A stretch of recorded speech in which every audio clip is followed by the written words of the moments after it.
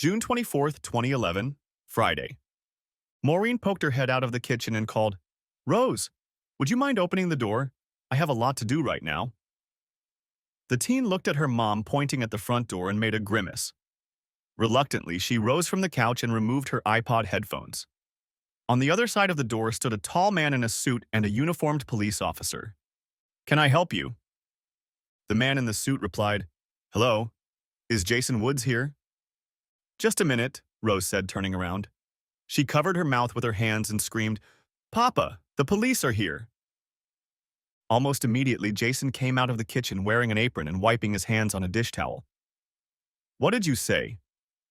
"Dad, the police," she grinned and pointed over her shoulder at the door. "God, you're in big trouble. Get out of here. Go help Mom in the kitchen. Now get out." He slapped the girl on the butt as she swept past. "Good evening, I'm Jason Woods. What can I do for you?" "I'm Detective Scanlon, and this is Officer Pellegrino," the man in the suit said, holding out his ID and badges. "Can we come in?" "Sure, come on in. I apologize for the chaos. My daughter's wedding is tomorrow, and someone forgot to tell the caterer about a South Sea kale dish or something. And we're doing our best to get everything done in time. Let me give you a little advice. Never have daughters, and if you do, never let them marry. It's too expensive, and they'll just drive everyone crazy in the end." "I heard that," shouted an excited female voice from the other room. "Damn, now I'm in trouble. Okay, what can I do for you?" "I'm sorry to bother you at a time like this, but were you Alicia Woods' husband?" All color disappeared from Jason's face and his hands sagged listlessly. The towel fell to the floor. He stood like that in the hallway, looking stunned at the two people standing there. "Honey, who was at the door?" A pretty middle-aged blonde woman wearing the same apron came out of the kitchen to Jason. "Hi, I'm Maureen," she said, extending her hand to the two officers. "Oh, hold that thought.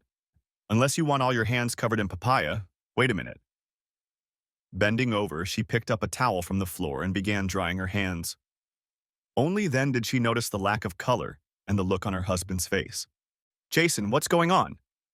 "Are you Mrs. Woods?" the officer asked. "Yes." "We have news about the first Mrs. Woods, Alicia."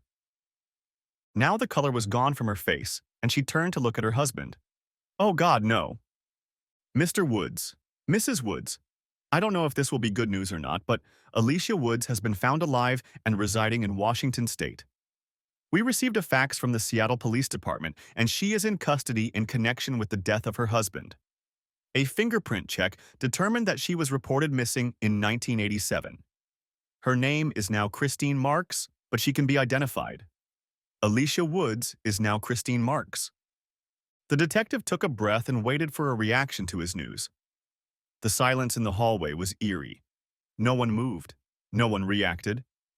It was as if time had stopped and everything was frozen in place. Maureen continued to stare at her husband, tears glistening in his eyes, unable to decide whether or not to fall. Maureen broke the heavy silence.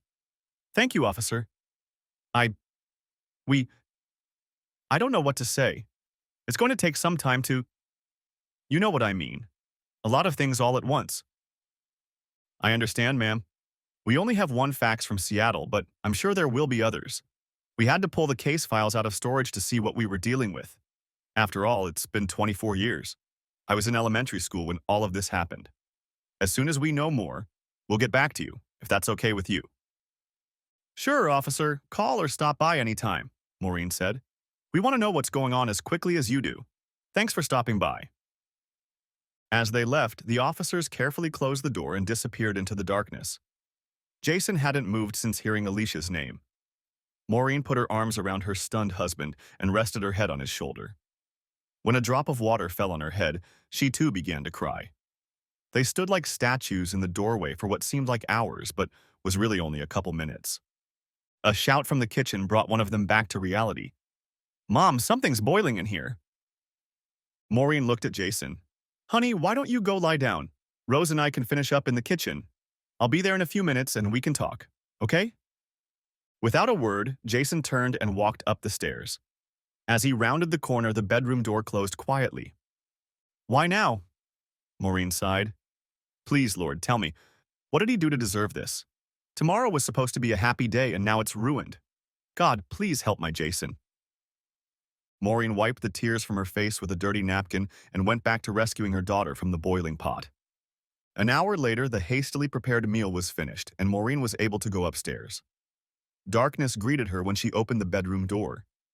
As the light from the hallway filtered into the bedroom, she saw Jason sitting in an old chair by the window. He was still wearing his apron. His head was down. His hands were folded in his lap. Maureen crept over and knelt down in front of her seated husband. She tried to see his eyes, but they were hidden by shadows. She rose to her feet, placed her hands on his arms, and listened to his breathing. He was breathing. That was a good thing. She waited a moment before she said anything. Eva! They sat together in the dark for what seemed like hours. This time, it was an hour, not a few minutes. Maureen looked up and broke the somber silence. Honey, look at me. Please look at me. Jason tilted his head an inch or two and looked down at the beauty hugging his legs. Sam, I know what you're going through, and I understand how much it hurts. God, how I understand your pain. I don't know what exactly you're thinking, but I can guarantee you one thing. I'm here for you, and I'll always be here. I will never leave you. We'll get through this together, you and I, together, the two of us. Maybe Maureen wanted to see what she saw, but in the semi-darkness of the room, it seemed to her that one side of his mouth curved upward.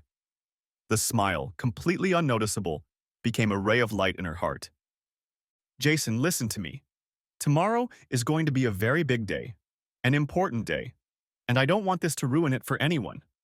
We're going to have to make a happy face and pretend the police didn't come until the wedding is over. You'll get through this, I know you will. You're strong. You can lean on me if you need to. I'm here for you. And then we'll deal with Alicia. Looking into her eyes, he drove the pain into a small corner of his mind with an effort of will. Right now, his daughter's wedding was the only thing that mattered. He would have to face that pain again later. He would need Maureen's help, but she had promised to be there for him, and he trusted her word. Jason spoke for the first time since he'd gone upstairs. I love you. He removed one hand from under hers and gently ran the back of his fingers over her cheek. Let's go to bed. We have to get up early and it's going to be a very long day. I don't want our daughter to see nothing but smiles. Not until she finds some other emergency that will make her panic at the last minute. 24 years ago, May 19th, 1987, Tuesday. Jason was sitting cross-legged on the floor with little Bethany on his lap, watching a Disney cartoon on the new VCR. Bethany was happy as only a 3-year-old can be happy, watching Chip and Dale run across the screen. Every now and then she tried to imitate their squeaky voices. Daddy loved watching her every second of it. Bethany's older brother sat on the couch and played a new handheld electronic game called Space Invaders with concentration. Jeremy was so absorbed in killing aliens that he didn't hear the tornado that swept through the living room, the TV, or the squeals of the 3-year-old. Jason was in paradise, and paradise was where his family was. On Tuesdays and Thursdays, he had to pick up the kids from the babysitter, but he didn't mind. He loved spending any time with them and used Tuesdays and Thursdays as an excuse to get down on the floor and play. His wife's schedule had her working late 2 days a week, and Alicia didn't get home until 7 o'clock, so he was in charge of dinner too. Usually that meant sloppy joes, hamburger helper, hot dogs, or whatever else he could cook. Today they had macaroni and cheese. Delicious. You left me dinner? Alicia said, standing in the doorway and smiling at all three of them. Mommy, squeaked little Bethany and held out her arms to be picked up. Alicia leaned over and kissed Jason on the top of his head, picked up her beautiful, squealing little girl and hugged her tightly. Jeremy didn't look up from his game. Jason stood up and groaned, stretching his stiff legs. He tried to kiss his wife, but the little girl shifted from foot to foot, and no matter how hard he tried, he couldn't get any closer to her lips. How was your day? Jason asked. Not much to talk about. Another dead man, another inheritance to liquidate. How about you? Just got a lot better, he said, hugging the tall brunette from behind and kissing her neck. Come on in and sit down. I saved dinner for you. Let me heat it up in the microwave. When the table was set and dinner was served, Alicia sat down to eat. Wine and macaroni and cheese. How can you be a foodie? I just thought you might want to relax a little. You've been so stressed lately. Oh, and this wine is from the bottle, not the box. It's the best. Wow, and it's only Tuesday. Are you trying to get me drunk so I can mess with you? If so, bring the bottle over here and keep pouring. Okay, let me fill your glass. Jason watched Alicia eat in silence, keeping his eyes on her. He couldn't get enough of her. The sight of her made his heart sink. Her touch sent shivers down his spine. Even the smell of her perfume made his knees weak. There was nothing about Alicia that didn't turn him into quivering jelly. To him, she was the most beautiful woman on earth. She was his whole world. He idolized her so much that everything else in his life was unimportant compared to her. After Jason put the children to bed, he had a quiet moment to sit and enjoy his wife. They both curled up on the couch, talking and sipping the last drops of the remaining wine. Once the kids are settled, why don't we go upstairs and start cooking dish number 3? Jason whispered in her ear. Jason, I think we need to give our full attention to the 2 we have right now. We need to make sure they grow up strong and sturdy. Any more kids and I, meaning us, will go crazy. Let's just get into bed and enjoy each other. Make love to me, and don't worry about having more children. Okay? Yeah, I know, Jason admitted. It's just that when I lay on the floor and play with the little ones, I think about how much fun we're having.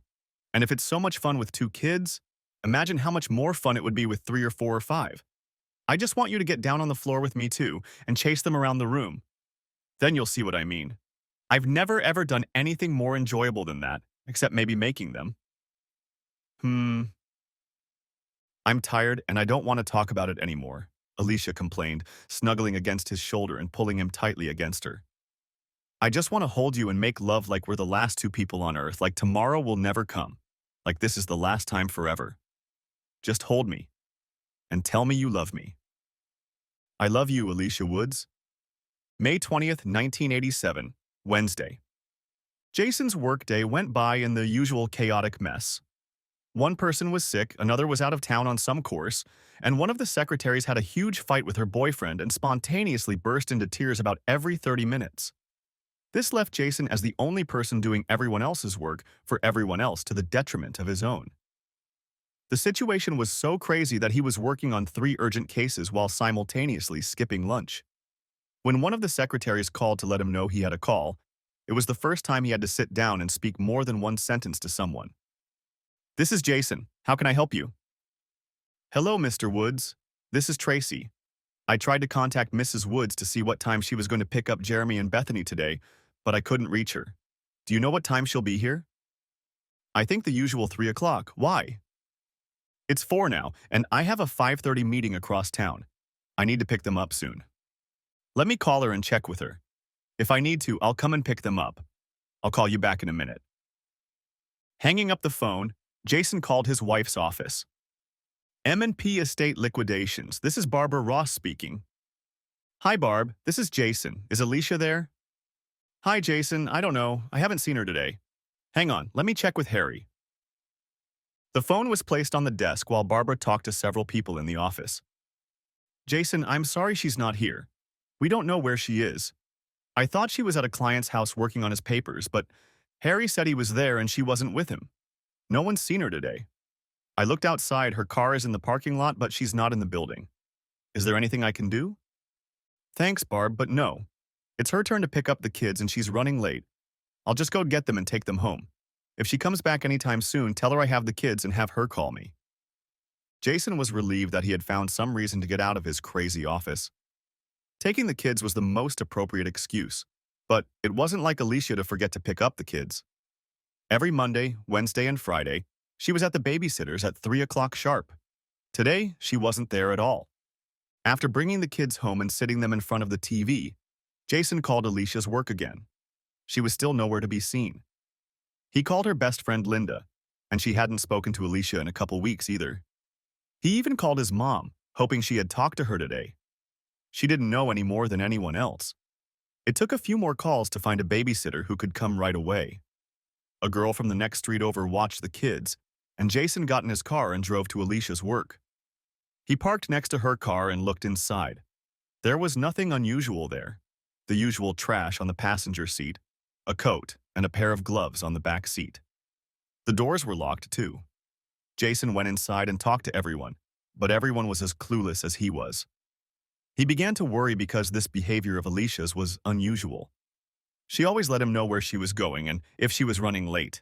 She was never late picking up the kids. After leaving Alicia's work, he drove around to all the stores and restaurants he knew she frequented. She wasn't in any of them. When he got home and paid the girl to watch the kids, he realized it was late and no one had eaten dinner yet. He sat the kids down in front of a hearty lunch of fish sticks and fries and made a few more calls. When he called his mother again, she insisted that she come over and help in any way she could. For that matter, she could watch the kids. Now Jason was really worried. He hadn't seen his wife since he'd kissed her goodbye that morning. He thought about everything in the world and couldn't think of a single clue, a single hint that would help him figure out where she was. He couldn't remember doing or saying anything bad that would upset her. There was nothing, no reason, no clue, nothing. And worst of all, there was no Alicia. When Jason's mom arrived, the first thing she did was start giving orders. She cleaned up the kitchen before putting the kids to bed and reading them a story. She told Jason to call the police. When the kids were asleep, she came back downstairs and found Jason sitting on the couch with his head in his hands. "What did they say?" she asked in a quiet but concerned voice.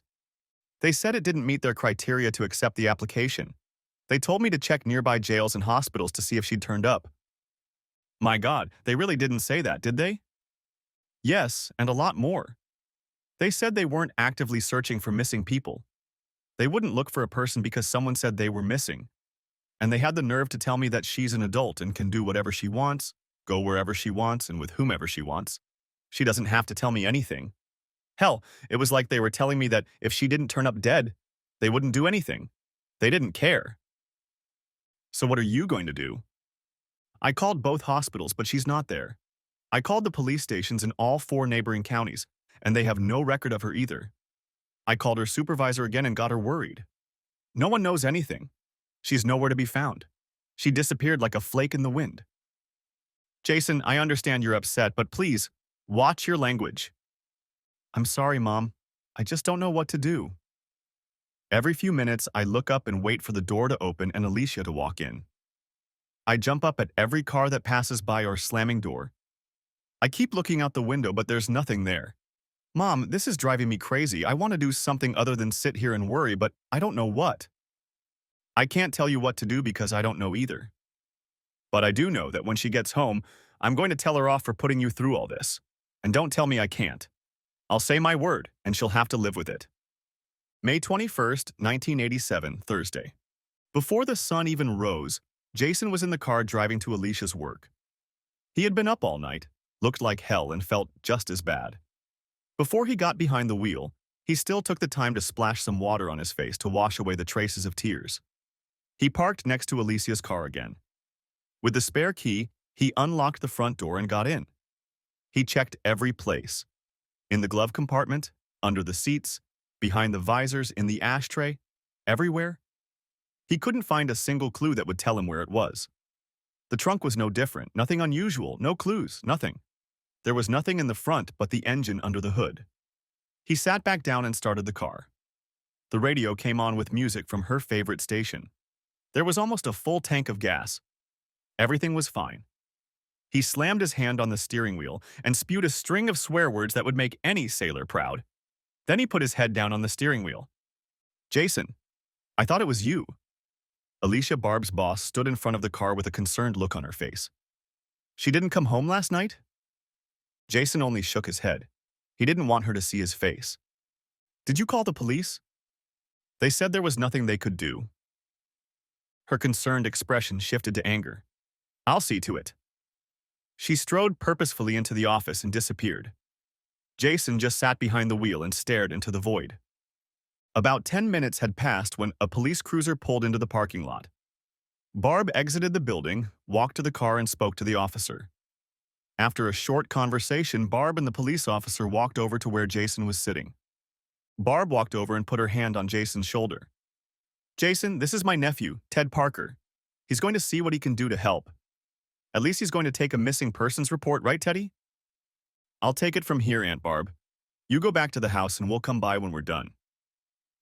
The young man was very different from the dispatcher who had called the night before. He looked interested, and he cared. He really wanted to help Jason. He asked a lot of questions, many of which seemed irrelevant to Jason, but he still answered to the best of his knowledge. The officer searched the car again and looked in places Jason never thought to look, like the crevices between the seat and the backrest and the first aid kit. He even took off the spare tire and looked under it. Like Jason, he found nothing. He advised them to take the car home, lock it up, and not touch anything in it in case they needed to take another look. Finished with the parking lot, the two men went to the office. Barb showed them Alicia's office and what she was working on.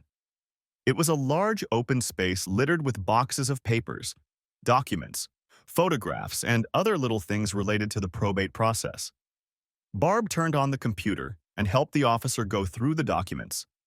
They found nothing obvious or useful.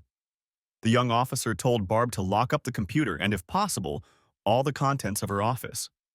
Once he filed a missing persons report, other officers would be around to go over what he had already done in more detail. He did his best to allay Jason's fears, but it did little to help. Jason was almost shaking when the officer left. Just like last night, there was nothing left for him to do. Alicia was missing, and he was in no condition to do anything useful. He decided to drive home and come back for her car later. On the way home, he drove around several dozen roads. He drove all over the city looking for her. He even stopped by places he knew she would never show up. He just drove without thinking and went wherever the car pointed. When he got home, there was a message on the answering machine. He quickly rewound the tape and listened, hoping it was Alicia. It was his secretary at work asking where he had been. Jason, in his hurry to find his wife, had forgotten to call work and tell them he was taking a day or two off. He called his boss and explained the situation. The boss told him to do what he had to do and take as much time as he needed. He had a great boss. Jason's mom took the kids to the park and he was home alone with his thoughts. He sat down at the kitchen table and sipped his soda. His thoughts were racing in 1,000 directions at once. He had 1,000 questions. What if she's lying in a ditch, wounded, and unable to call for help? What if she's wandering around the city with amnesia? What if someone kidnapped her? What if it's something else? Dozens of what-if scenarios filled his mind, even the most impossible ones. When he thought about what if she ran off with some other man, he immediately dismissed the thought. It was so far from what Alicia was like that it was simply absurd. Thinking about it gave him a headache. He put the phone down on the table and dozed off. When Jason looked up from the table, it was dark. The house was quiet. Usually there were the sounds of children playing or the television, but now Jason heard only the eerie silence of the void. The only sign of life was the light in the living room. Jason walked into the room and saw his mother sitting in a chair next to a small lamp reading a magazine. "Hi," Jason mumbled incoherently. "Hi, how are you feeling?" "My neck's stiff. Everything hurts, but mostly I feel like well, you know." "I know. Look, I dropped the kids off at your sister's. They can spend the night there or stay as long as they need to. I told everyone what's going on, and everyone is just as worried as you are. I even told Pastor Benningfield, and he said there will be a special prayer for you and Alicia on Sunday. Jason, honey, everyone loves you and wants to help you. If you say the word, an army of people will gather here in a heartbeat to do what they can. I've moved into the spare room, and I'll stay there until this is over. Now go upstairs and take a shower. When you get downstairs, I'll make dinner." Jason turned to go upstairs but stopped halfway up. He turned and walked over to his mother, wrapped his arms around her shoulders and pulled her to him, just as he had when he fell off his bike as a child and skinned his knee. Jason was now in great need of a mother's love. May 25th, 1987, Monday. Alicia was gone. She was nowhere to be found. Jason spent Saturday and Sunday driving around the neighborhood trying to find her. It was good that gasoline prices had come down since the disastrous shortage a few years ago, but paying 95 cents a gallon was still a lot. He talked to everyone she knew, as well as many strangers. Alicia had no close relatives, so there was no one to visit her.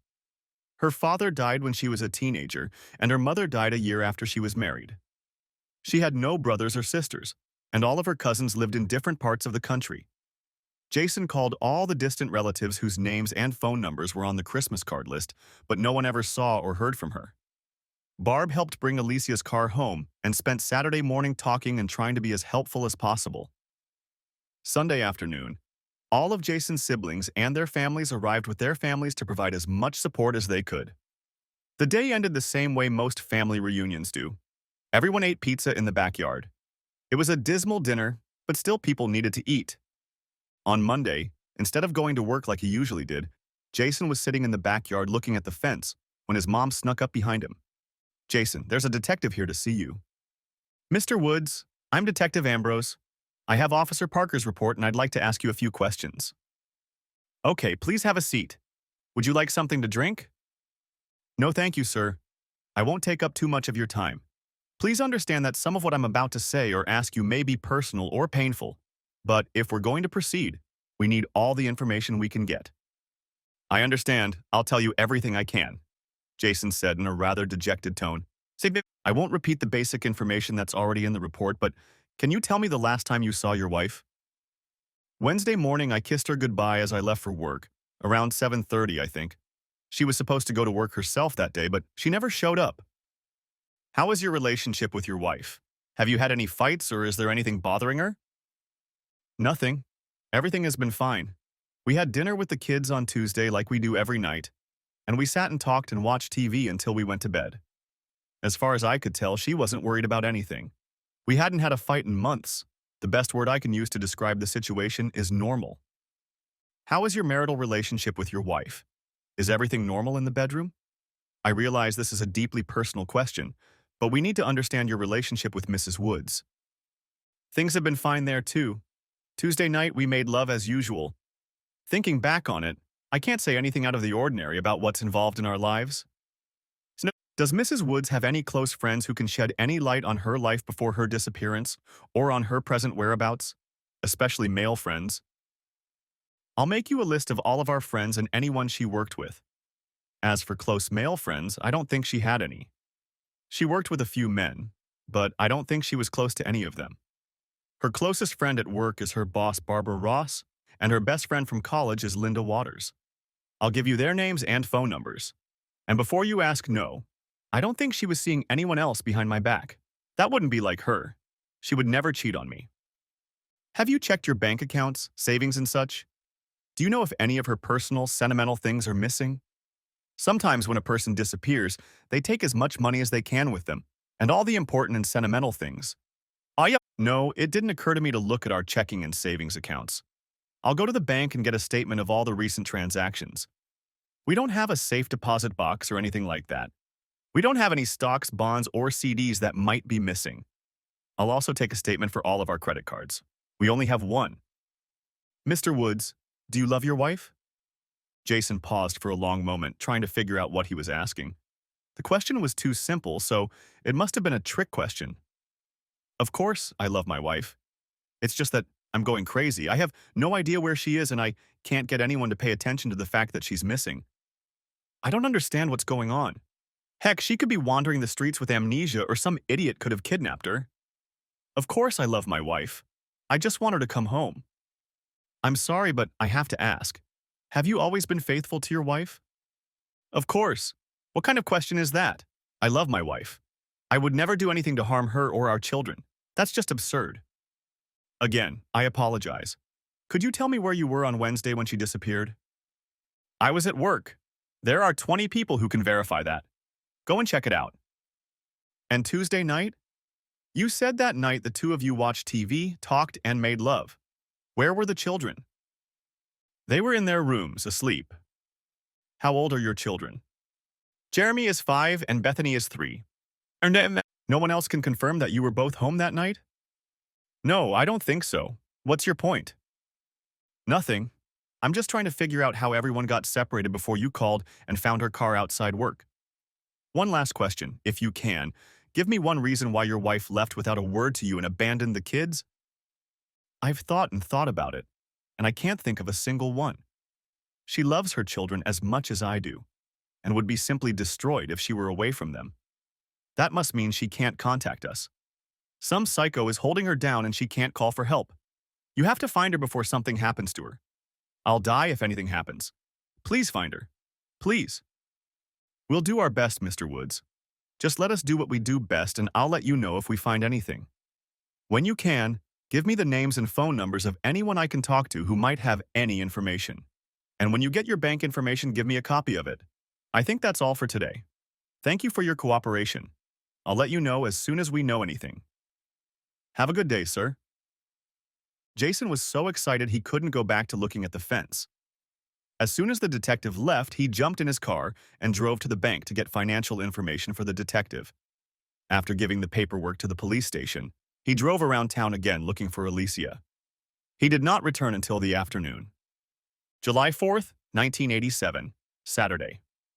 6 weeks ago, Alicia disappeared without a trace. There was a lull in the Woods household. Jason was living his life like a zombie. His mother had to tell him when to eat and when to bathe, even remind him that he had a job and responsibilities at work. But his heart didn't lie to anything else. There was a huge hole gaping in the place of his heart. There was no information about Alicia. The police found nothing good or bad to report. There were no unidentified bodies in this state or neighboring states, and that was good news. But there was absolutely nothing else. The police towed Alicia's car into the garage and thoroughly inspected it, and they found nothing. The police searched their home and found nothing suspicious either. No money missing from their accounts, no personal effects. They interviewed friends, neighbors, co-workers, parishioners, and business owners all over town. Her picture was shown in hotels and restaurants, and still nothing. The result of hundreds of hours of phone calls and interviews was zero, nada, nothing. The police had no more guesses about what had happened to her than Jason did. She had simply vanished into thin air. Poof. Jason's siblings came for the 4th of July and brought their families with them, hoping loved ones would help. But they didn't help. Early in the evening, someone not quite sane asked Jason if he had ever suspected Alicia of having a boyfriend. This pissed him off like fireworks on the 4th of July. He started yelling and screaming at everyone, and even took a swing at his older brother. The three men had to physically restrain him and take him into the house. He continued to yell and scream at everyone until his mother squeezed through the crowd of bodies and stood face to face with him. He even yelled at her until she wrapped her arms around his chest and started hugging him. Jason stopped screaming and began sobbing uncontrollably on her shoulder. Everyone quietly withdrew, leaving the two of them alone with their tears. The worst part was that Jason had no idea if Alicia was dead or alive. He didn't know anything at all. If she was dead, he would have a body to grieve over. If he found out she'd run off with another man, he might someday be able to come to terms with it. It wouldn't be pleasant, but at least he would know something. And not knowing was far worse than knowing. Without knowing, it would be impossible to finish what he had started. September 8th, 1987, Tuesday. Alicia had been gone for almost 4 months. The police had categorized her disappearance as a low priority, but sent the necessary missing person information to the FBI in Washington, D.C. They did everything they could, and there was nothing else to do. She was gone, and they had other more pressing concerns. Jason was still a walking zombie. He went to work and did what he had to do, but he no longer had the same enthusiasm. He went to the grocery store when there was nothing left to eat in the house. He played with the kids. When the lawn needed mowing, he mowed it. Sometimes he drove around the neighborhood looking for Alicia, and when he returned, he felt emotionally drained. Everywhere he went, he would look at the people in the crowd and imagine seeing her among those faces. Whenever he saw her, it was only in his imagination. She wasn't. After work, Jason made an appointment with a counselor. Jason preferred to use the term counselor rather than psychologist. He didn't want to believe he had lost his mind. He was just very sad. A psychologist is a professional who works with people who have lost loved ones, through divorce, death, or, as in Jason's case, disappearance. For a full hour, Jason poured his heart out to the man sitting across from him. Occasionally, Dr. Harper would ask questions to clarify what Jason was saying, but mostly he just listened and took notes. Several times Jason burst into tears, but the kind doctor only handed him a box of tissues. Jason left exhausted. The doctor sat afterward and reviewed his notes, knowing exactly what steps he needed to take to get Jason back to normal. They both had a long way to go. "How was your first session with Dr. Harper?" Jason's mom asked as soon as he sat down at the table to eat. "I don't know. He just listened to me mumble something. He hardly said a word. I hope it's not like this every session because soon I won't have anything to say. I realize he's the best person for the situation. Just be patient with him and remember that he's here to help you. You can't do it on your own. Now be quiet and eat your dinner." "Yes, ma'am." December 25th, 1987, Friday. Alicia had been gone for 7 months. It was Christmas Day, a day of goodwill and good cheer for everyone except Jason. The sessions with Dr. Harper had been helpful. Jason realized that Alicia's disappearance was similar to the death of a loved one. The stages of grief were the same. The only difference was that in the case of death, there was a body, something tangible to touch and grieve. In the case of disappearance, there were only memories. Dealing with that was much more difficult. Jason was in the process of overcoming depression. Before coming to terms with what had happened, depression had to be defeated, or at least warded off. At 6 in the morning, Jeremy and Bethany were unwrapping presents downstairs. Jason and his mother were stumbling down the stairs when they heard screaming and yelling downstairs. For the first time in months, Jason smiled as he watched the two toddlers dive into the sea of presents. For a moment, everything in the world centered on the two small children under the decorated pine tree, sitting amidst a pile of wrapping paper. For a moment, everything was as it should be. Then Alicia entered his thoughts, and the smile disappeared. "Merry Christmas, son," Mom said, holding out a box wrapped in bright red paper. Jason took the box and smiled again. He reached under the couch cushion and pulled out his little box. "Thanks, Mom. Here's your present. Merry Christmas." Jason unwrapped the gift, a new camera. He'd never had a good camera. He had a small camera in a box that only needed to be aimed, shot, and developed film. It was a top-of-the-line Canon EOS Rebel 35mm camera with all the tricks and whistles and lots of boxes of film. "I want you to take lots of pictures of my grandchildren. I want to spend my later years looking through the albums you created and seeing your kids grow up in those pictures. I want you to get out of the house and go somewhere with them. Live again, play with them, do all the things you have to do to get back to life. Maybe you can even teach me how to use this thing, and I can take pictures of you with the kids." Jason looked at the treasure in his hands. He knew exactly what it was. It was a tool that would help him see his children and enjoy life again. And maybe with it he could move forward instead of standing still and wallowing in his misery. It was the best gift he'd ever received. "Open your present," Jason asked. She opened the small box and found a gold charm bracelet inside. Each link of the chain represented a different letter of the alphabet with the words, "Thank you for everything, love." From the chain, with the letters dangled 7 keychains, one for each of her children.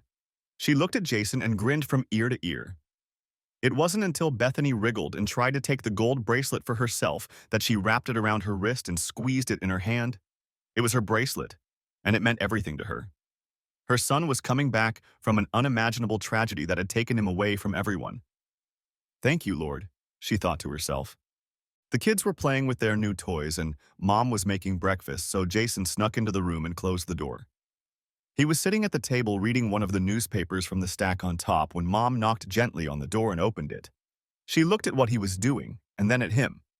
"I just want you to know that I'm not a snoop or a nerd, but I do clean here sometimes. I know what it is. It's your will.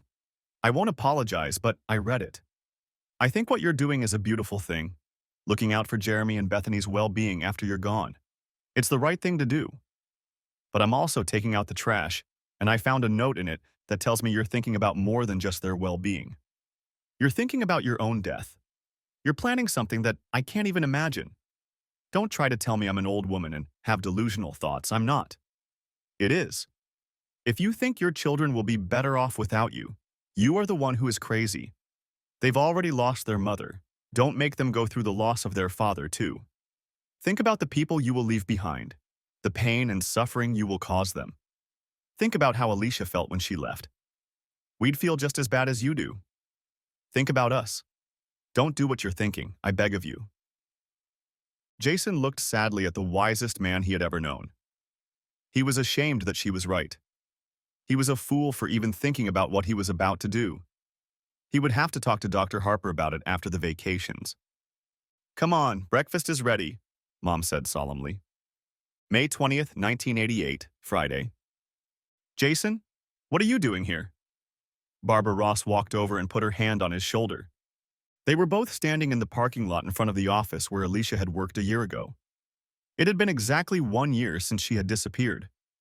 For Jason, that year had been filled with pain and dread. The worst part was telling his 2 young children that their mom was never coming home again. He had to tell them she wasn't in heaven when they childishly asked if she was dead. He couldn't tell them where she was. He just cried and hugged them. He cried a lot. "I have nowhere to go," Jason sobbed. "When someone dies, you can go to the cemetery, visit them on their birthday or anniversary. But when someone just picks up and disappears, there's nowhere to go." Alicia disappeared a year ago today. I decided to go where I knew she was last, here, in this parking lot. I don't know what else to do. Jason stood with his head down and his hands in his pockets. He was openly crying.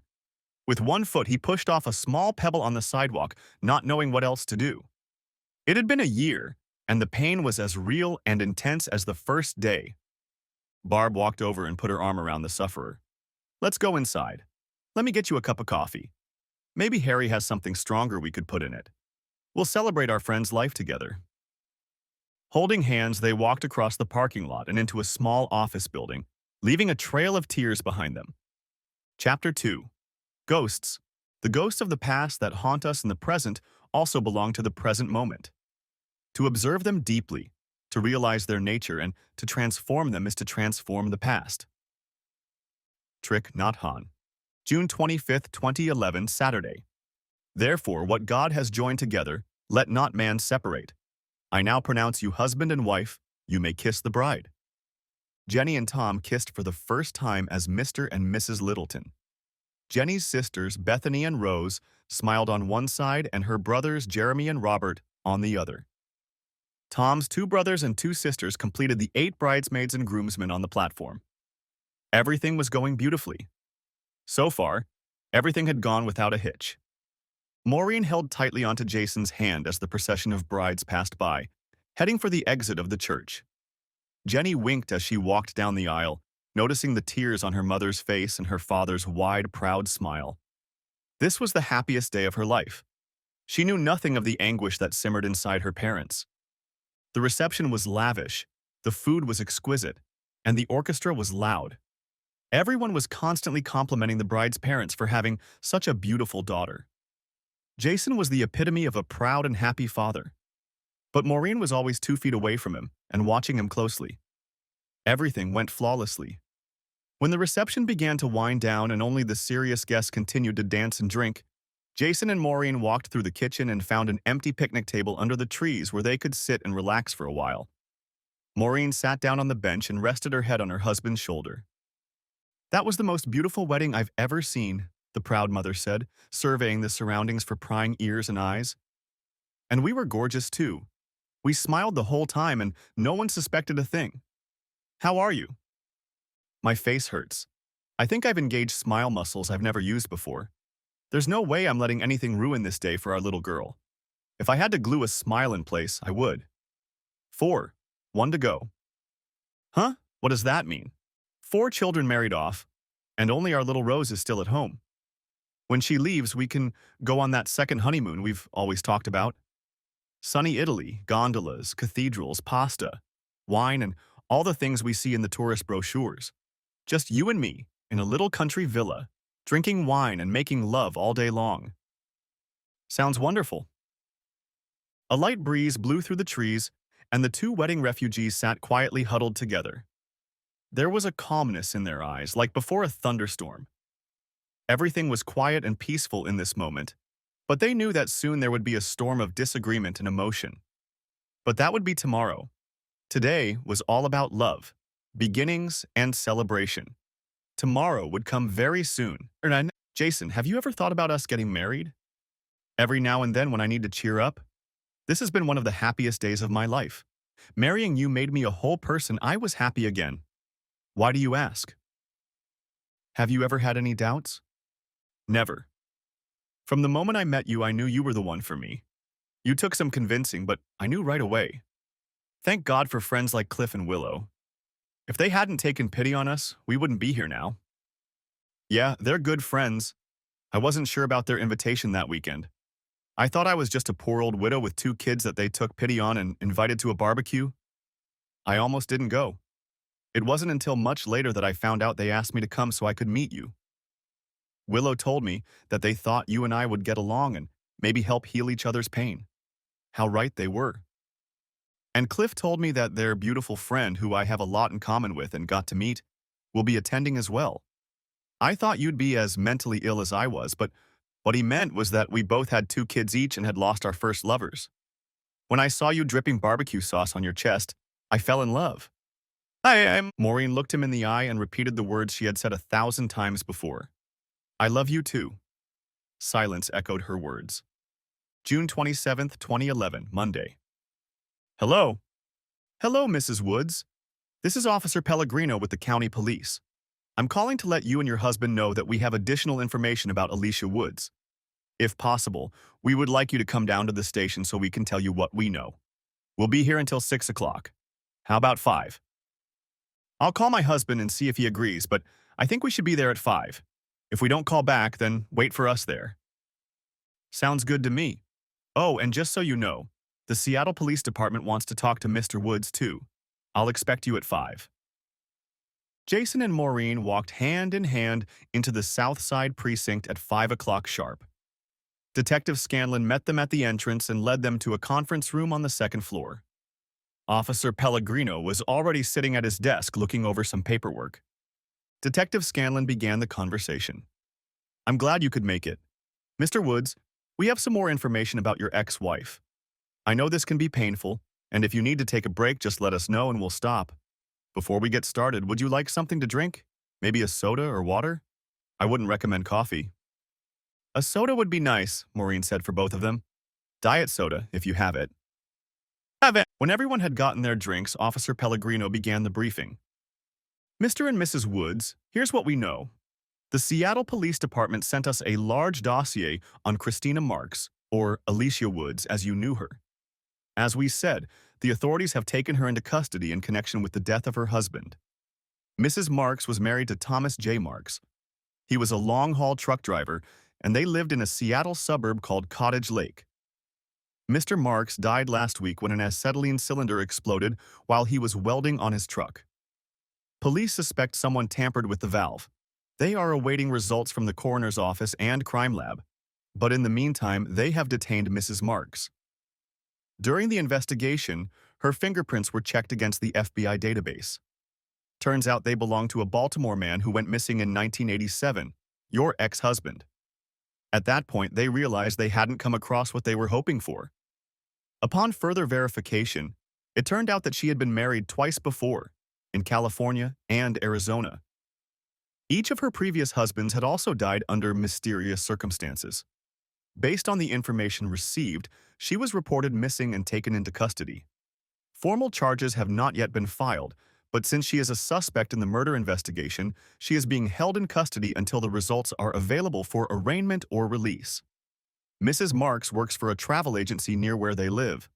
A check of her finances revealed that she is a fairly wealthy woman.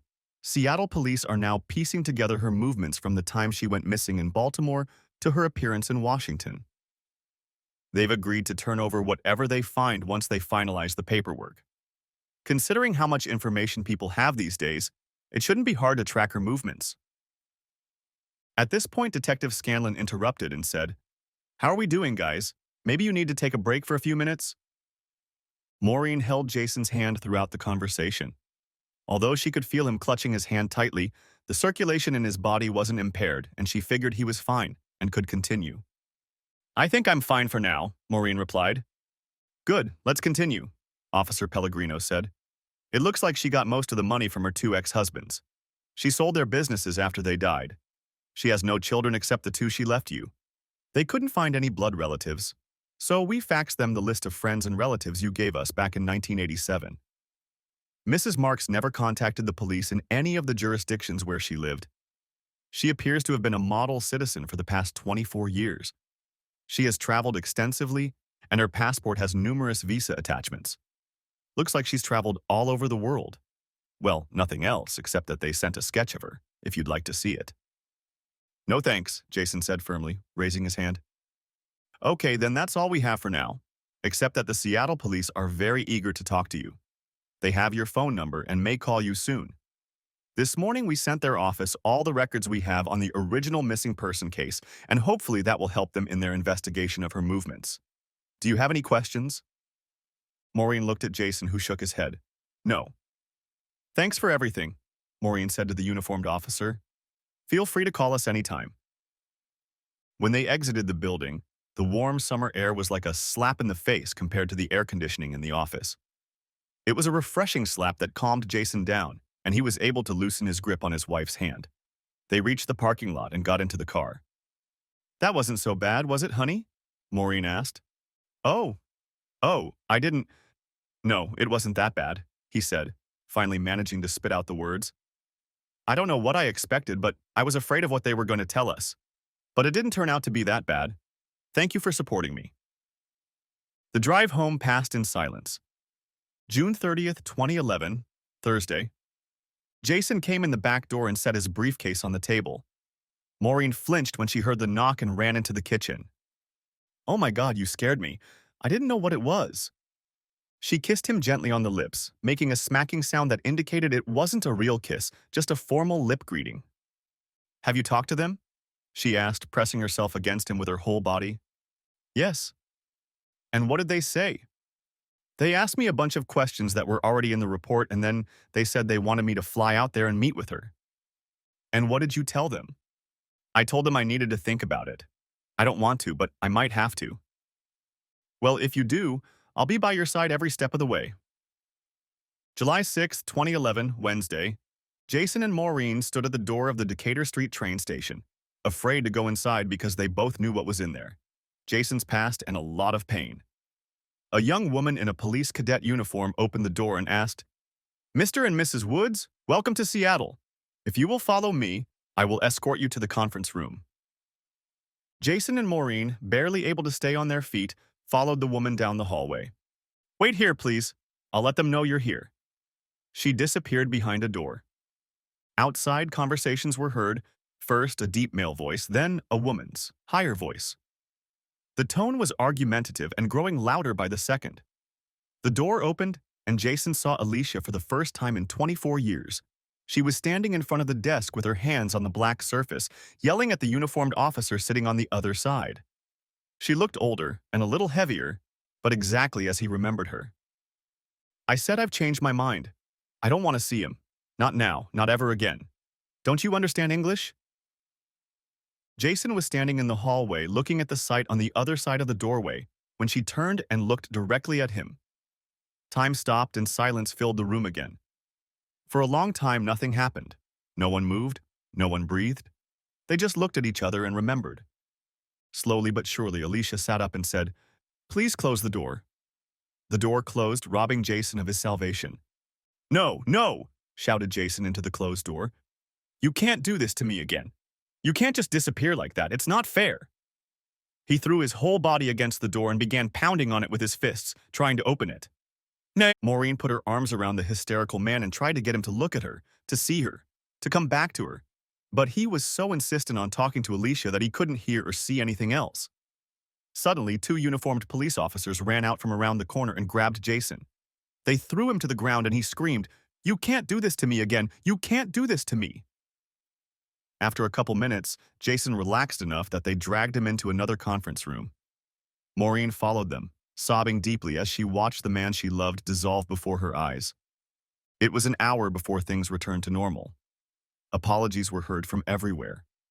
Two uniformed officers apologized for thinking a criminal was going crazy in the hallway. Jason was apologizing for losing his temper and lashing out at one of the officers. Jason was especially apologizing to Maureen, whom he had completely ignored when she had tried to help him. I'm really, really sorry. I snapped. I lost everything. I hurt you, and I'm so sorry. Please, please forgive me. I love you, and I don't want to do anything like that again. Even though she was in a lot of pain, there was still love in her eyes, and she asked, Can we go home? Chapter 3. Rebirth. Every night when I go to bed, I die. And the next morning when I wake up, I am reborn. Mahatma Gandhi.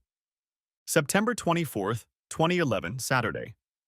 Maureen opened the front door and saw her worst nightmare standing on the other side. Hello, I'd like to see Jason, please. Alicia said it without the slightest emotion in her voice. Maureen tensed, holding onto the doorknob and unable to think of what to say. The cause of so much suffering and pain stood only 3 feet away from her, separated only by a flimsy door. The one and only time she'd seen Alicia under Jason's arm before he'd gone on a rampage at the Seattle police station. Everything she'd dreamed of doing to the woman flashed through her mind. "He's not here," Maureen finally said icily. "He left with his daughter to go shopping. Why are you here? What do you want?" "I want to talk to him. I didn't expect what happened in Seattle, and I think we need to talk to straighten things out." "Well, he won't be back for a while. Why don't you leave your number and I'll tell him you were here, and if he wants to, he can call you." I, I'm traveling right now, and I don't have a number where I'm staying yet. Can I come in and wait? I won't bother you. I'll just sit quietly until he gets home. You don't have to do anything." "I don't know if I should. Please, you won't even know I'm here." Maureen tried to imagine all the scenarios in which letting her into the house would be the wrong thing to do. But in the end, she couldn't believe any of them would actually happen. And if Jason missed the opportunity to talk to her and get the answers he needed for so long, she couldn't face it. But letting them talk would be even worse. It could open the door to other problems. Weighing the pros and cons, she simply said, "Come in." Maureen led her into the living room, and Alicia followed her as if she didn't know the way. Of course she knew. For 24 years ago, she had lived here with Jason and the two children. "You can wait here. I have something in the oven."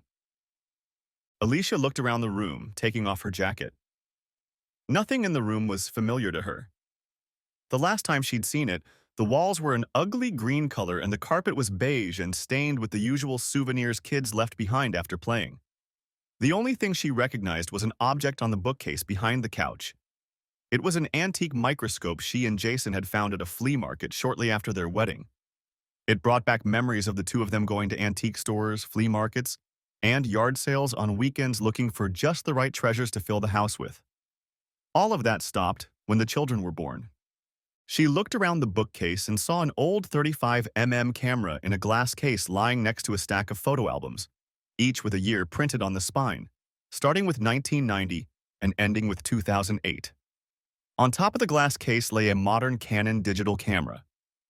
Alicia walked over to the fireplace and looked at the large family portrait hanging above the mantel. It was a typical studio portrait, everyone dressed in white and sitting barefoot in an idyllic pasture, smiling and pretending they were having a casual picnic. It was a beautiful picture of 6 people she didn't know, and Jason. He looked happy, and the way his hand was touching his wife's hand spoke of their connection. Alicia remembered that connection with him. She had experienced that feeling many times since then with other men, but nothing could compare to that first time. That first time had been different, more intense and memorable to her forever. "On the left is Jeremy and Bethany," Maureen said from the doorway. "On the right are Robert and Jenny. They're from my first marriage, and the little girl in the middle is Rose. She's our daughter and is already much taller. I'm not supposed to know this, but she and her father are out shopping right now looking for a present for my birthday." Maureen entered the room with 2 cups of hot tea. One she held out to Alicia. "Go ahead. I promise there's no poison in it. As much as I'd like it to be, I won't do anything to hurt Jason." Alicia took the cup and looked at the portrait again. With sadness in her voice, she said, "They're all grown up now. Jeremy looks like his father and Bethany has my eyes. I didn't know how I would feel if I saw them again. I wasn't sure. But I do. I feel I can't explain how I feel, but Jason seems to have raised them well. Well, and you, of course, are they good people?" "They're great kids. They're both married now. Jeremy and his wife are in the Marines, and Bethany is a school teacher and has a daughter of her own and another on the way." Both women stood in silence, sipping their drinks. Each eyed the other, sizing up her rival. The room was still chilly, but no longer as cool as the front door. Maureen saw a tall woman in her 50s with long brown hair gathered into a ponytail that ended in the middle of her back. She was wearing jeans and a heavy multicolored ski sweater and looked like she was headed to the ski lodge. The stylish outfit was complemented by expensive cowboy boots. The silver belt buckle and bracelet on her arm were Southwestern style, as if a tourist had bought them in a Native American souvenir store, but in a fancy gift store. She used almost no makeup, but still had attractive facial features and bright blue eyes. Alicia looked at Maureen and saw everything she never wanted to be. A housewife in her 40s, dressed in unremarkable slacks and a university sweatshirt with an apron around her waist. She had beautiful blonde hair cut to match her complexion and striking violet eyes. The tennis shoes she wore had seen better days. She wore no makeup, but she didn't seem to need it. Her face glowed with a blush, and her skin was the smoothest, creamiest skin imaginable. "How long have you been married?" Alicia asked. 15 years? And you have a daughter? Yes, Rose. She is our pride and joy. I thought Jason always wanted to have a big family. I remember him saying he wanted a dozen kids. Come on, let's go sit down. If we're going to talk, we should at least be comfortable. The two women settled on opposite sides of the coffee table, Alicia on the chaise lounge and Maureen on the couch. Maureen continued. He did. When we got married, I already had 2 children that Jason had adopted. When Rose was born, he said we should have another. But we discussed it and decided 5 would be enough. There was no further discussion after that. He was never serious about having a dozen children. Both women paused to sip from their glasses and catch their breath. They were still tense, but breathing every now and then helped them relax a little. Alicia raised her head over her glass and asked, "Do you know everything about me?" Maureen went through many options on how to tell her how much she knew, but decided to be honest and go the direct route. "I know everything about you. Jason told me everything." "So you know I didn't want kids?" "No, I didn't know that. And if I didn't know that, then Jason didn't know that either. If you didn't want kids, then why did you get married? You had 2 kids. Why did you have them?" Alicia lowered her gaze to the glass in her hands and said, "I loved Jason. We had a lot of fun together. I thought we could do all the things I'd always dreamed of. Traveling, visiting exotic places, climbing mountains, riding motorcycles, going to Paris and climbing the Eiffel Tower, seeing the pyramids, all the things I'd read about and dreamed about since I was a little girl. But when I found out I was pregnant with Jeremy, Jason started making all his plans for the house, the school, the decorations, all the mundane details. I realized that we would never be able to do all the things I dreamed of. We would have kids, jobs, mortgages, responsibilities, and we would never see Paris or the pyramids. Shortly after Jeremy was born, I got pregnant again with Bethany. It made Jason the happiest man in the world. But all I could think about was being stuck at home and being turned into a baby factory. All I could think about was a house with 12 kids running around in it. I was miserable. Did you tell Jason about it? We talked about it, but Jason was so happy all the time playing with the kids and showing them off to the neighbors that I didn't want to disappoint him by telling him I didn't want to anymore. I knew it would hurt him if I said that, so I don't think I really said exactly that. I just kind of hinted at it. Said he never knew you didn't want to have any more children? Don't you think he would have wanted to know that? I said I couldn't tell him. I just couldn't make him unhappy. So you just left him? Leaving him wouldn't have made him unhappy? No. Yes, no. It wasn't like that. I didn't want to hurt him. I had dreams that got shattered with having kids. I wanted to do all the things I'd always dreamed of doing, and do them while I was still young enough to enjoy them. I knew he couldn't do anything while we had kids, so I decided it would be best if we broke up. And you told him that? No, not really. He saw how unhappy I was. He must have known what was in store for him. Good heavens! Did you think he read your mind? Did you think he knew? How could you have been so stupid? He didn't know anything. He loved you. He loved the children. He didn't foresee anything. Alicia stared motionless into her teacup while Maureen leaned over the coffee table and chided the woman for her stupidity. Suddenly, Maureen realized how close she was to strangling this idiot. She took a long, deep breath and leaned back on the back of the couch, staring into her cup. It took quite some time before the tension dissipated enough to speak again. Maureen asked, "Please tell me how you managed to accomplish the impossible? To dissolve into thin air. That's one thing that baffled everyone, even the police." Alicia smiled as if proud of what she had done. It was actually very simple. I worked for a company that helped people liquidate the estates of family members who had died and left behind a lot of stuff. Most people didn't want to dig through the furniture, personal items, and papers that usually accumulate over a lifetime, so we did everything for them. In a pile of papers from one of the estates I was working on, I found the birth certificate of a woman who was only a few years younger than me. I asked family members about her and learned that she was a mentally and physically disabled woman who lived with relatives. They said she had no chance for a productive life and was doomed to live with her relatives until she died. Her name was Christina Barnett. That gave me everything I needed to make things work out. I had my birth certificate and used it to get a driver's license and then a social security number and credit card. I even bought a decent used car in my new name. I cashed in a bunch of bonds that no one knew about and that I inherited after my mother died. So I had enough money to do whatever I needed to do. When I came to Charlie, I became Christine Barnett. You talk about leaving so mundanely, like going to the grocery store and buying cereal. Your planning must have taken weeks or months. It wasn't some sudden decision.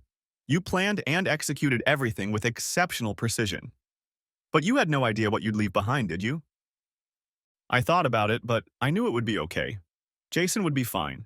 He was a good father and took good care of the kids.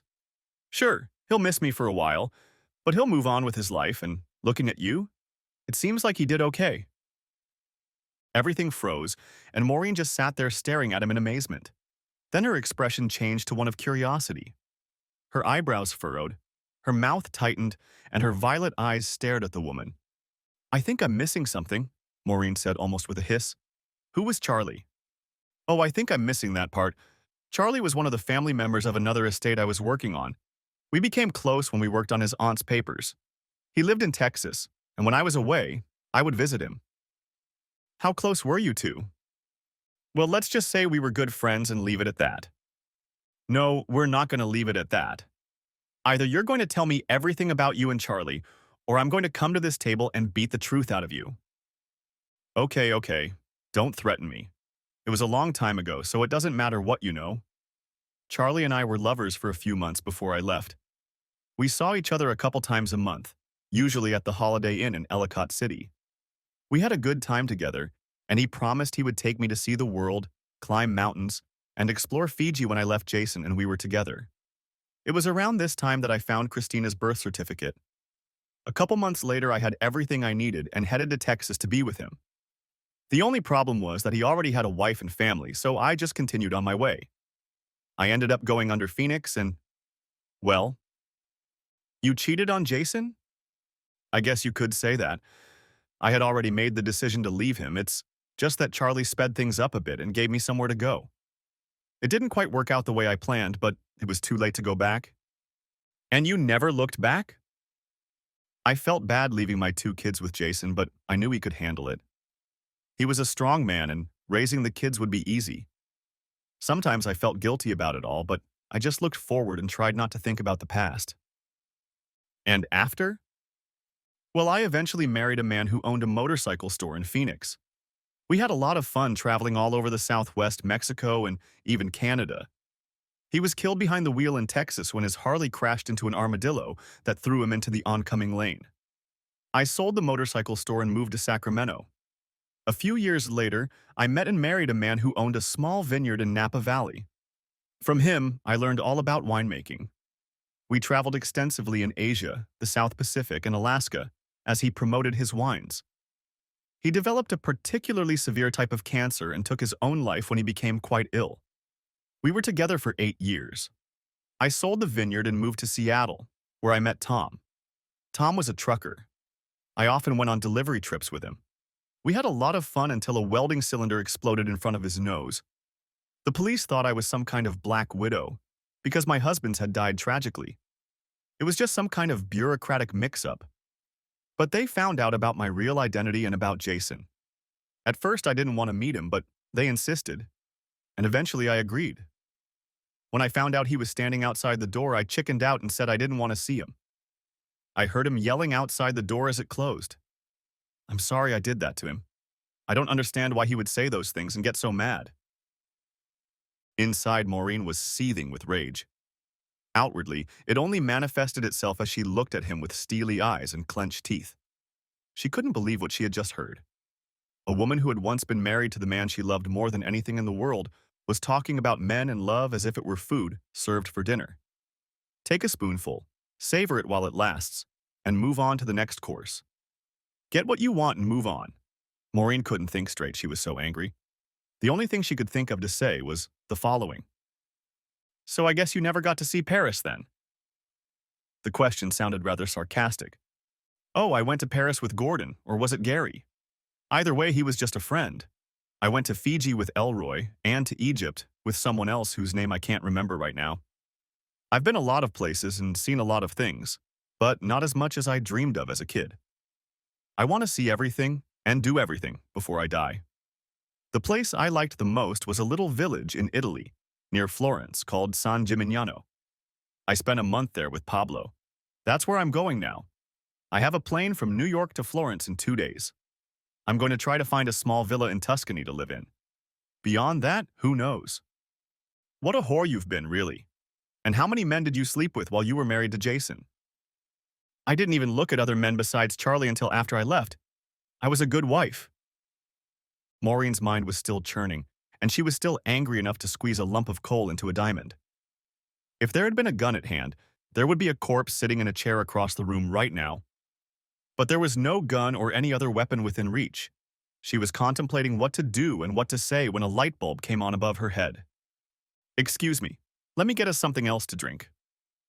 Maureen took 2 cups and went into the kitchen. She was tempted to throw the cup Alicia was drinking from out the window, but it had been boarded up for the past few months and Jason had promised to fix it. Instead, she simply set the cups in the sink and pulled out a clean pair. Returning to the living room with fresh tea, she settled back on the couch and began her stories. "You've been kind enough to tell me about your interesting life since leaving Baltimore, so I think it's quite appropriate to tell you about ours," Maureen said, with a slight smirk on her face. "Well, I'll start with the day you left.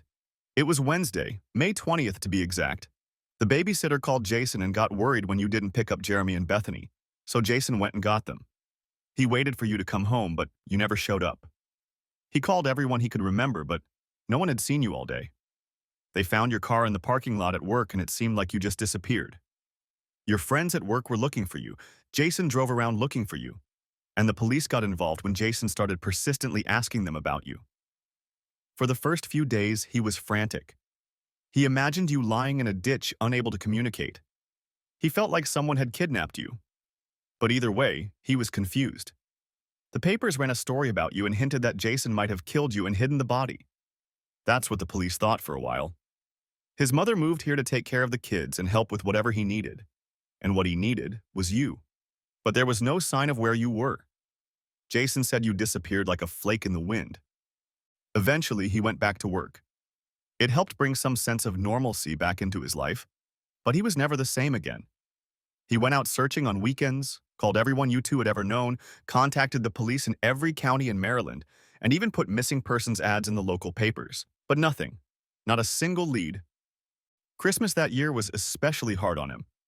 He had seen a therapist by then, but it didn't help much, and he was very depressed. So much so that he planned to take his own life. His mother found out before he did anything serious and talked him out of it. You should know that she never once said a bad word about you. Both she and Jason hoped that one day you would come home again. Everywhere he went, he thought he saw you. But one day he just gave up. Everyone did everything they could to find you.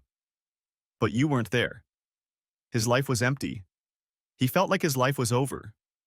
He had to explain to Jeremy and Bethany that you were gone and you weren't coming back.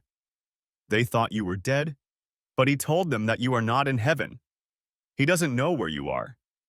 He asked them to pray that you would come home someday, but you didn't come back. On the anniversary of your disappearance, May 20th, a year later, your former boss Barbara found Jason in the parking lot where you worked, crying and talking to himself. He was out of it, and Barbara helped him into the building. She tried to talk to him and even gave him something to drink, but all he did was sit on the floor and sob. He kept saying, "Please don't leave me," over and over again. They couldn't get him to stop crying and finally called the paramedics.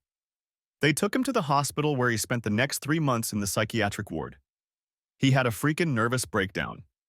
Today, it's called post-traumatic stress disorder. Just a fancy name for loss of judgment. Same problem, different name.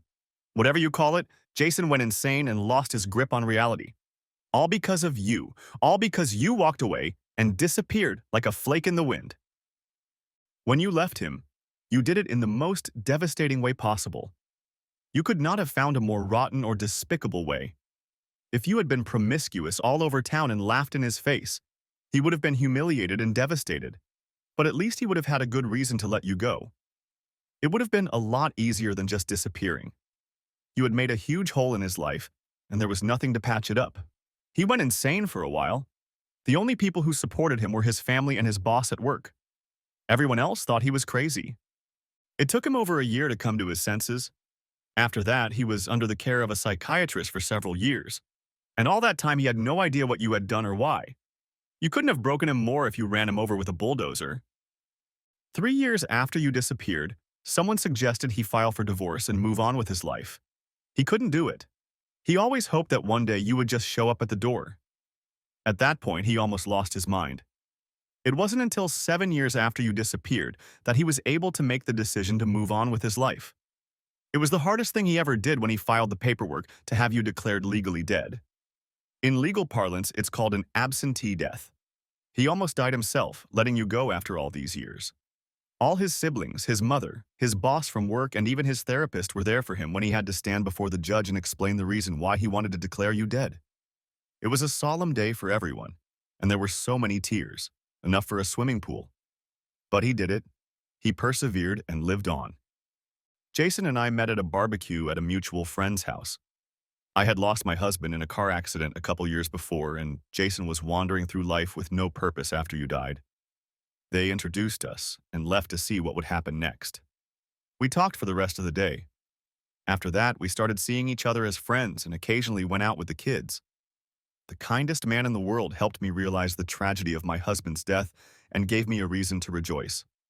After we got to know each other better, he said he wanted to marry me, but he said he would only do so if I listened to his whole story first. Until then, he had told me almost nothing about you and his problems. We rented a small cabin in the woods by the lake, and he spent the next 2 days telling me all the details of his confused, messy life. He even told me about the psychiatric hospital and his counseling sessions. He spent most of the weekend crying and talking. I felt so sorry for him. I was angry at you. I couldn't believe that someone could be so heartless and cruel and do to him what he told me about. It was unbelievable. On the 3rd day, we just sat by the lake and held hands. We didn't say a word. I fell in love with him that day and have loved him more and more every day since. A year later, we got married. The next year, Rose was born. We decided to name her Rose because she symbolized our love and rebirth. And although the rose has thorns, we knew that no matter what thorns we faced in life, we would meet them together. We would be together until one of us died. I've been living with your ghost since I met Jason. A ghost that has haunted us as a family since you disappeared. An evil ghost. The ghost of the unknown. I don't know what will happen today, but I pray to God that you will be banished from our lives once and for all. Just know this, I would never leave him the way you did. I love him more than you ever could. I'll be by his side forever. You almost killed the kindest, gentlest man I've ever met just by vanishing into thin air. Maureen leaned back in her chair and unclenched her fists. She was so angry she was shaking. But she'd said her word, and hopefully that cruel, heartless bitch sitting at the other end of the room would understand at least a little of what she'd done. If she never realizes anything, there's no hope for her. She's nothing more than a rabid dog that needs to be put to sleep. I never knew. I couldn't have known that leaving him would cause so much pain. Of course you didn't know, you stupid, selfish bitch. You were only thinking about yourself and how much fun you were going to have and all the men who would be in your bed. How could you be so damn selfish?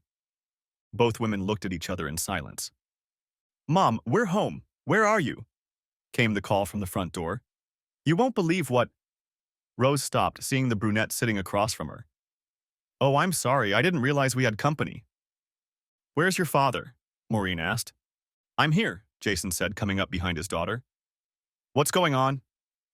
Before he could finish the sentence, he saw Alicia at the other end of the room.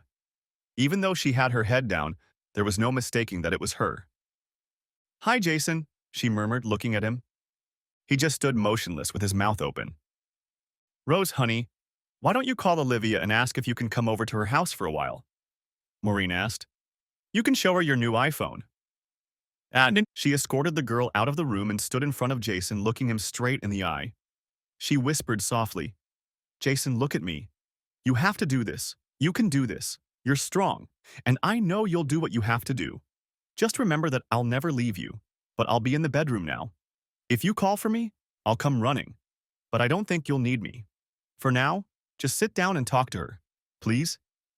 Jason focused on his wife and a small tear appeared in one eye. She was right. He had to do this, no matter how much it hurt.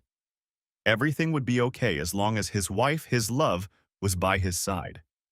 Removing her smile, she grinned stiffly at her husband and turned to take one more look at the woman sitting in the chair at the other end of the room before going upstairs and closing the door. If looks could kill, the brunette would be dead where she sat. It was almost midnight when Maureen heard a car pull up to the house. She leaned back in her old chair and looked out the window.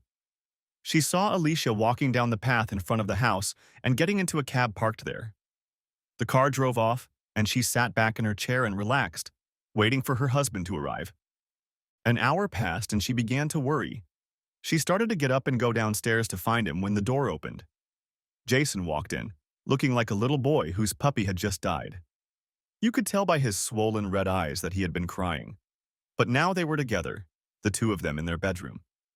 He didn't say a word. He simply walked over and knelt down in front of his wife, wrapping his arms around her legs. He laid his head in her lap and sighed. She reached out and stroked his hair as he breathed quietly. For a long time they didn't move. Maureen broke the silence with a whisper. "Are you okay?" He lifted his head and looked into her eyes. "Yeah, actually, I think I am. It didn't go at all the way I expected, but it's over now. She's gone and we don't have to worry about her anymore. Right now, I feel like a 24-year-old weight has been lifted off my shoulders. I still have a lot to get over, but I think I can handle it." She smiled crookedly, not knowing whether to be happy or sad. "Do you want to talk about it?" She whispered. She whispered. She whispered. "Yes, a little bit. But tomorrow I want to visit my mom and tell you both all the details, and at the same time. Right now I'll only tell you the highlights. I don't know if you two talked before we came home, but she told me the reason she left. You're not going to believe this. Do you want to hear it now or tomorrow?" "What did she say?" "This. She said she'd had several affairs with men almost from the day we got married, maybe a dozen or more over the years, even when she was pregnant. She said I never satisfied her in bed and found that other men could ring her bell much better than I could. She met men at work, at bars, and even one at the grocery store. She said that after she left she had an endless stream of men in bed, and she even married some of her best lovers. She sounded like she was bragging. I had no idea. Now she appeared in a different light. I had no idea she was such a slut. God, what a horrible man I married. I was so in love with what I thought she was, and what I thought she should have been that I didn't even notice what a disgusting slut she really was." "Oh my God, did she really say all that?" "Yes, and she seemed very proud, almost arrogant. She didn't seem to repent of anything. She didn't shed a tear or apologize. Worst of all, she didn't ask about Jeremy or Bethany at all. What a heartless bitch. I regret spending even a second worrying about her when I should have been there for my family.